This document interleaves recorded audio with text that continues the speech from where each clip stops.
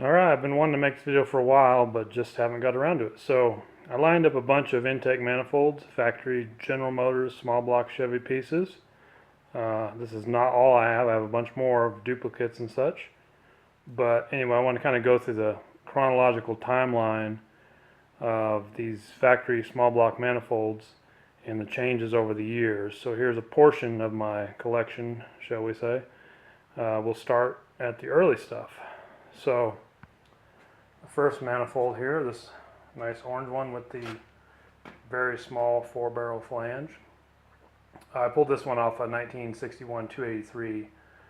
It's actually cast in 1960. I don't know if it was original to that car. I don't have any idea. But in the early 60s, this is what you could get. The small Carter 4-barrel or the Rochester 4-jet, I believe it was called. Had this tiny little flange, and I would probably never run this manifold. It's just here because I ended up with it. I bought a 283 and removed this manifold from that engine. So that's kind of the early 60s. And obviously I don't have anything from the 50s, sorry. But you can see the oil filler tube on the front. You have a boss on the back for a ignition coil mount for a points distributor. Anyway, it's regular old cast iron intake. So the next one in line here is a 1965 L79 327 intake. This would have been the kind of the best intake at that time. It'll accept a Carter AFB or a Holly, and it would have came with a, I believe, 585 CFM Holly at that time. So this one's pretty cool. I might actually run it someday. It's in pretty good shape. There's a manifold in between these two I do not own, which was a factory aluminum dual 4-barrel intake. I believe they used it on a 1961 283 horsepower 283. So that's a really cool one, but I don't have one, nor do I have the carbs to run it. So anyway, I mean, if somebody wants to give me one, just let me know. But otherwise, they're probably all on restored Corvettes out there, so, and probably worth quite a bit of money. Moving along, this is kind of a cool one. I've got a couple of these. It's got the larger pattern square bore. I believe these on a 300 horsepower 327, and you can put a Holly or an AFB on it, but it's cast iron, so if you ran in a class where you need a cast iron intake, this would be a really nice one to run. This one's from 66. I don't know what it came off of. I got it at a swap meet at some point. It's got the oil filler tube on the front, the boss in the back for the coil, and yeah, I really like this intake. It's kind of cool. I've never actually run one. Next in line here, the first of the spread bore intakes. This one here was cast in May of 68. They came out with this design in 1967 with the introduction of the Quadrajet. And I have an intake just like this that I ran on my car that I ported. I cut out the dividers between the primary barrels and the secondary barrels, but left the center intact. And I ran this at the drag strip, and actually I think the best mile an hour my car ever ran was with that intake. Since then I've run a Holly aluminum 4-barrel intake. At one point I had an Edelbrock Performer on my car. Pretty low-end aluminum intakes, and actually one like this ran as fast or faster than the lower level aluminum intakes. So I know the car went faster with a Performer RPM or something like that, but these factory Q-Jet intakes, if you have them dialed in, run really well. So moving along, this is one of the oddball ones in my collection. It's cast, I believe, July of 68. And you'll notice, compared to the orange one next to it, the oil filler tube boss is there, but was not drilled. Same with the boss just to the right of it for the alternator bracket. So this would have been a late 68, early 69 style intake. Otherwise, pretty much identical to the one next to it. I bought the swap meet at some point. I'd actually never seen one, and so it's cool. It's just kind of hanging out right now. I don't really have a purpose for it, but I just kind of collect these things because I like them, and they're all different. The next one, I didn't look at the casting date on it. It's, I believe, from '71. I've had a few of these. I've ran these. I had one on a '71 Chevy pickup.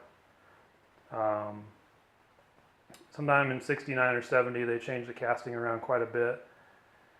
They did away with the oil filler boss in the front. They changed the casting around the carb flange. Performance-wise, they're going to be the same. I have a ported one I ran in my truck for a while, and it worked well.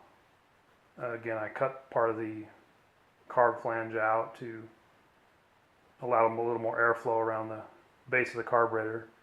Blended everything in with a die grinder. That one's hanging on the wall because I replaced it with a Chevy bow tie marine intake manifold when I built my new truck engine. So good quadrijet intake.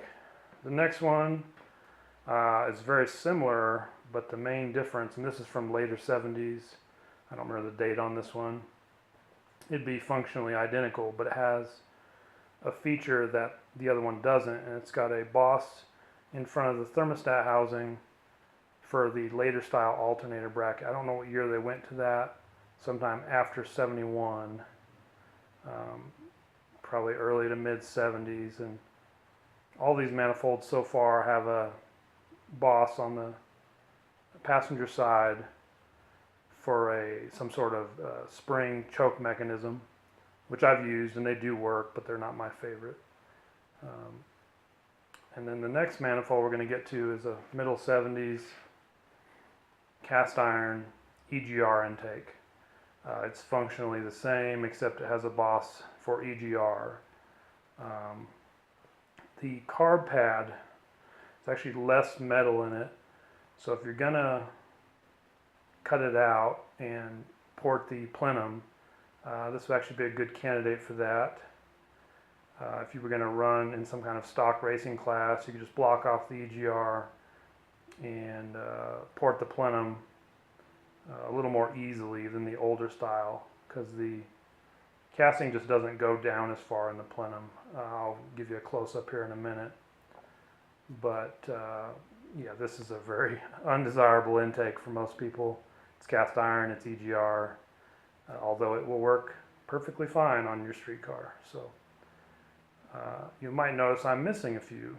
I guess we'll start with the aluminum version of this EGR intake. And I actually do have one now, I just picked it up. It came with the 305 and Super T10 I bought. So they made the aluminum version for Camaros, Firebirds, Corvettes, and it's exactly like this except much lighter. And I would have it here lined up, except it's still bolted to the 305. So anyway, it'll get stripped off there at some point. I just haven't gotten around to it. But that pretty well sums up all the iron intakes that GM used for 4-barrel carburetors from the early '60s up into the late '70s, early '80s.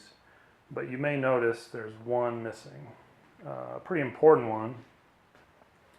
And after this L79 intake, the aluminum one here, they came out with the Z28 intake for the 302s and the Camaros. And it's an improved version of this. It's got better runners. It looks similar, but it's got larger ports, and they used it from 1967 up into the early '70s with some minor changes. The early ones had the oil filler tube in '67, '68. '69 they did not. And then they used this intake on the LT1 Camaro and Corvettes in the early '70s. And unfortunately, I don't have one. So, you know, that's on my list of things to buy when I find one at a swap meet. And you never know, maybe this winter I will find one. But they go for good money. And there are basically Holley replicas out there in several names that are a very good intake. If you can't find an original Z28 or LT1 model. So anyway, I'm going to pause this for a second and get a different view so I can show you the differences in the plenum from the early 70s to the late 70s here. This may be difficult to see, but on the left here is the early to mid 70s quadrajet intake, and on the right is the mid to late 70s quadrajet intake with EGR. So on the plenum, from the top they look the same pretty much, but particularly in the primary driver side throttle bore, the one on the left goes down a couple inches into the plenum. The one on the right, the EGR model, it's only like a half an inch thick from the top of the flange on this driver side primary bore. So if you're gonna port one of these, trying to build some sort of sleeper, the one on the right here would be a good choice. It's certainly easier to cut that plenum out. I have another one laying around here. I already did that too. I milled out the primary to secondary dividers here, left the center intact, and anyway, it was just kind of an exercise in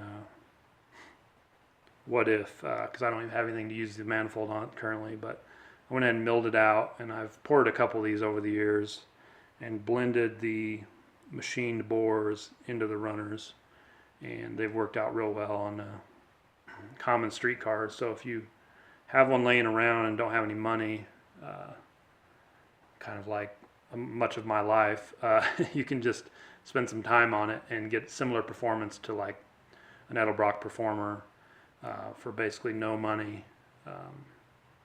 Some of these manifolds I bought very cheaply. Some of them I've even got for free. They're pretty much door stops for most people, so I find it fascinating, and that's a story in itself. But anyway, there's so many different small block manifolds that GM cast over a 20-year period, and I've got most of them, but like I said, I'm missing a couple, so I'm always on the lookout. I'm always buying more. They just kind of hang on the walls in my garage here, and occasionally I get to use one of them on one of my projects. So I think I've rambled on long enough. If you have any questions about any of these, drop me a comment. I will answer it the best I can. If by chance I have one of these manifolds and you need one for your restoration, let me know. I mean, we could probably work out a deal because I've got plenty of them. So thanks for watching, guys. Later.